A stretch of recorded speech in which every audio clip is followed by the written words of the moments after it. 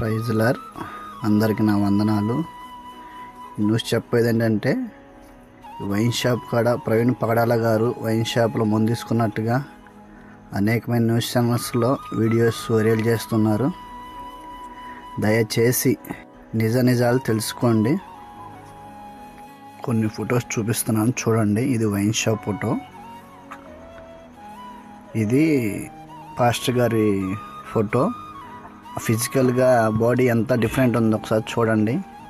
అక్కడ వీడియోలో వైన్ షాప్లో కనిపిస్తున్న బాడీకి ఏమో మజిల్స్ ఎక్కువ ఉన్నట్టున్నాయి.